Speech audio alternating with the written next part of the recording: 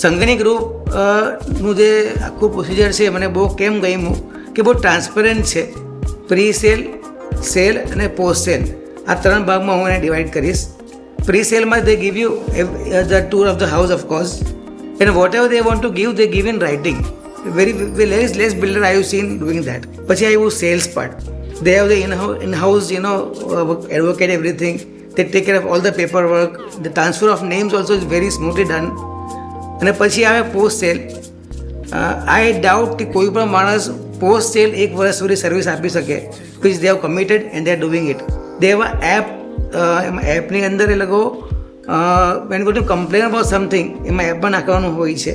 અને they have turn over time હોય છે કોઈ પણ કમ્પ્લેન કમ્પ્લીટ કરવાનું. Immediately when I put some complains over the app એ તરત સોલ્વ પણ થઈ જાય છે.